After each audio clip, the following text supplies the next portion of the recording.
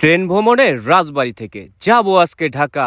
আর স্টেশনে এসে আমরা দুই ভাই ঘুরছি আঁকা বাঁকা। বন্ধু আমার চাকরি করে রেলওয়ে স্টেশনের এক পোস্টে, তাহার সহযোগিতায় শিডিউল নিয়ে রওনা দেব আজকে। আমার জীবনে এই প্রথমবার ট্রেনে চললাম আজ, আর সেই কথা শুনেই বড় ভাইয়ের মুখটা লজ্জায় লাল। ট্রেনে আগে না চললেও চড়েছি উড়োপ্লেনে, আর উড়োপ্লেনের ফিল্টা ভাইজান পেয়েছি ট্রেন ভ্রমণে। টিকিট নিতে টিটি মশাই হাজির হয়েছেন ভাই। টিকিট দেখিয়ে মুক্ত পাখির মতো আমরা এখন যাই। কফি পেয়ে মনটা আমার হয়ে গেল খুশি, আর কফির কাপে চুমুক দিতেই পিনিকে দিল ঝাঁকি। স্বপ্নের সেতু পদ্মায় উঠে ট্রেনের বিকট শব্দ, আর প্রথম প্রথম এই শব্দেই হবেন অনেকেই ভীত। পিচ্চি পোলার সাহস দেখে আমি মনে হয় আর নাই, তাকে সরিয়ে দরজার পাশে আমিও দাঁড়িয়ে যাই। আসল কথা ফিলটা নিতে রিস্ক তো একটু থাকবেই, মনের ভয়টা একদিন না একদিন জয় করতে তো হবেই। ট্রেনটা থামলো কমলাপুরে, নেমে পড়লাম তাই। গন্তব্য তো আজকে এখানেই, আজকে না হয় আর কোথাও যাই।